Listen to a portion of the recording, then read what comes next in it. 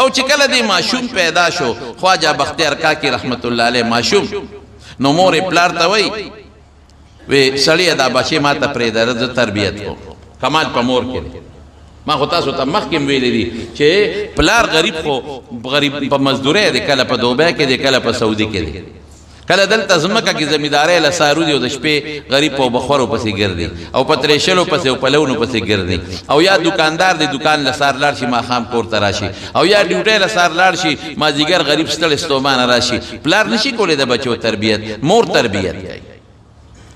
نو مور یې دی پلار ته وایي وی دا بچې مال راکا د یو تربیت کوم دا ما د خدای نه ډېر په سوالونو غوښتی دی نو پلار ورته وایي د نه به ګډ وډ شي وی بس دی ما ته پرې زه پوه شه او دا بچې پوه شه ډېره ښه ده ګوره مونږ په د بچو تربیت ګورې ونه مونږ بچي له یو بوټي چې د 100 روپو به ما بازار کې والي د 100 روپو هغې څونه خیال ساتي هغې ته اوبه چې وچرانه نه شي هغې ته سره مچې هغې ته ګوډم کې هغې ته نورم وررسې هغې نه شاخ تراشیم کې ټول ورځ چې سار پاسې د هغې نه تاویږي مازدیګر د هغې نه تاویږي ولې ځکه چې په دې ما 100 روپۍ ورکړي دي دې له ما د 100 روپو ګمله اخېستې ده او دا به د ما په کور کې یو ډول پیدا کړي د زوی نه بهترین بوټي بل شته رښتیا ووایه که نه که دا بوټی وچ شي بل به وکاروي زوی چې وچ شي بل نه شي کولی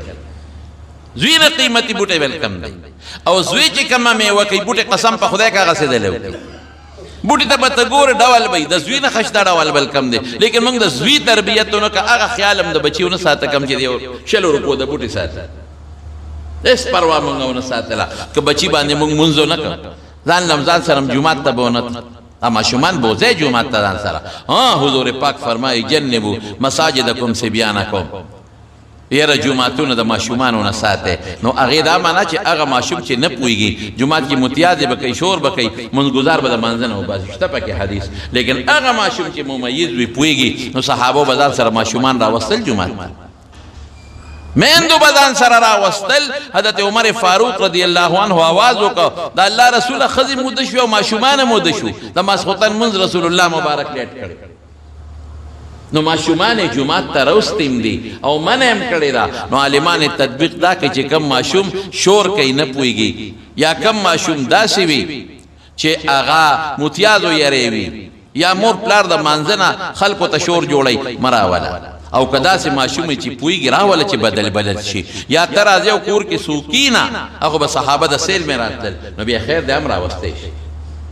نو دا پلار ورته وایي دی دا مور دی پلار ته وایي دی خاوند ته وایي دا بچی راکړه دې تربیت کوم زه ډېره ښه ده نو دې وله لومبې به ماشوم ته عقیده ښیه لومبې بچي ته ښکلې عقیده وښایه عقیده بنیاد دی د میان ستن ده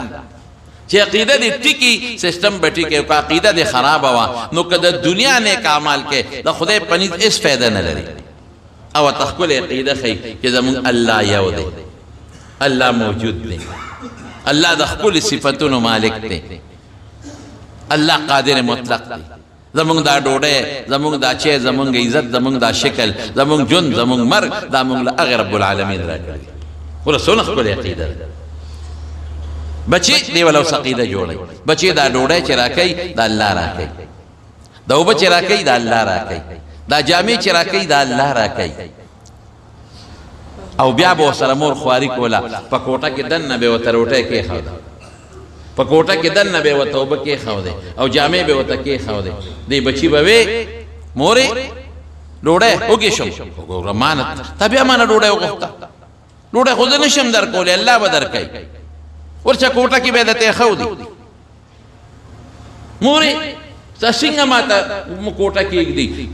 بچې الله څوک نشي لیدی اب په جنت کې وینو که خیر انشاءالله په دنیا کې زمونږ په سترګو کې د هغه د لیدو طاقت نشته لکه هوا چې مونږ نه رڼا مونږ نه نو دا خو بله فینو دا چې کوم میانځ کې رڼا دا خو مونږ ته نه ښکاري یو بل مونږ ته ښکاري خوشحالي مونږ نه نو شته غم مونږ نه نو په سترګو او شته دقه رنګې رب العالمین د هغه قدرتونه مونږ محسوسو مونږ نشو لیدلی او جنت کې به انشاءالله مونږ وینو وجوه یومئذ ناظرة الی ربها ناظرة قسم دې د روژې ډېر لوی برکت دی چې کله صاحب د رمضان میاشت تېره شي نو فرشتې جنتونه ډولي کول شروع شي جنتونه خشته کوي او ډولي کوي خشته کوي او ډولي کوي چې د رمضان میاشت تېره شي نو چې د رمضان میاشت رانږدې شي نو جنتونه خشته شي مزیدار نو د الله د عرش د لاندې نه یو خشته هوا راوالودي جنت کې چې کومې حورې دي په هغې باندې ولګي نو هغوی ډېرې زیاتې خوشحاله شي او د الله نه سوال وکړي یا الله مونږ له د خپلو بندګانو نه داسې خاوندان را نصیب کړي چې الله زموږ په هغوی سترګې یخې شي او د هغوی په موږ سترګې یخې شي د رمضان داسې برکت د هغه چا لري چې څوک په رمضان کې د رب العالمین عبادت وکړي نو دا ورته وایي چې الله نه ښکاري نو الله چې شی درکوي ګورې پټ پیدله درکوي کوټې ته ننوځه د الله نه غواړه ما نه بچې نه غواړې نو ده به ویم ډوډۍ وږې شم نو کوټې ته به لاړ نو مور به ورته پټی ښودی وه بلستن تولی به یې اوچته کړه الماری به یې کړله که روټۍ به یې راواغېسته تږې شومه نو منډ کوټې ته به لاړ نو مور به ورته پټې اوبې ښودې وې هغه به یې راواغېستې هغه به یې وڅکلې جامې خیرنې دي بچې هله بدلې که که نه جامې کم دي وایي د خدای نه وغواړه که نه ده به ماشوم دی دی خو ګوره د ماشوم مثال خو د کولال د خټې ده که ته دې منګې جوړې او که ته دې کوزه جوړې هغه ته خو چې په غوږ کې څه ورچې نو د هغه اسپنج هغه ځان ته راکاږي چې کله لوی شي بیا خو څه نه کېږي نو جامې نو مور به ورته پټې ښودې مورې دا د جامې خو راته الله ښودې او که نه چې خدای څنګه نه ښکاري دقه رنګې الله څیزونه هم دله پټ درکوي د دې بچي ورو ورو عقیده جوړوي او بچې په دې ورو ورو پوهېږي مور ته پټ ورته شیږدي چې دا ما ته مور نه وي دا ما ته الله پټ راکړی په دې کې ورو ورو لویوي ګوره دې ته ښکلې عقیده وي د مارونو بچو له خشته عقیده جوړه کړي که ته د بچو په مخ کې چغې کې پیر بابا را رسېږه دی به مو چې پیر بابا را رسېږي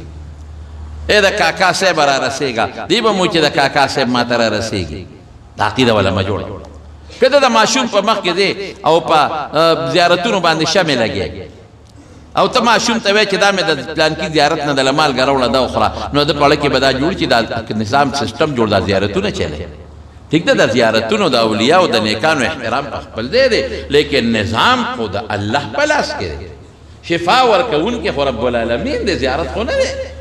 دا زیارت لوی سړی دی ولی الله دی چې کله وفات کېده د باندې بیماری راغلی ده که نه ده راغلی نو ځان یې ولې نه جوړو چې تا جوړوي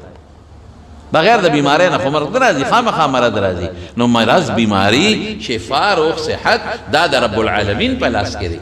خلک ځي زیارتونو ته بچي غواړي هلکه بچي د خدای نه غواړي بچي ورکوونکي خو الله دی یهب لمن یشاء اناسا ویهب لمن یشاء الذکور او یزوجهم ذکرانا واناسا ویجعل من یشاء قیما الله وی دا زما خو خرس چاله زامن ورکوم چاله لونه چاله زامن لونه دواړه څوک شان پیدا چې الله د چا شانتو فیصلو کې قسم په خدای په څوک له بچي وري نو ته چې دا خبرې د بچي په مخ کې کې دا غزل کې هغه عقیده راځي نو د بچي مخ کې ټیټ وایا چې بچي ګوره خالق او مالک الله دی قادر الله دی قدرتونه د الله دی ارس نظام الله چلی پیدا کون کی فنا کون کی رب العالمین دی دا و تماشون ته د خپل عقیده وخایا فرشتي و ته وخایا فرشتي شته او مخلوق دی پیریان شته او مخلوق دی جنت شته دوزخ شته امنت بالله په خوا به استادانو دی ماشوبانو ته خو ایمان مجمل او ایمان مفصل دا وخایا بچو ته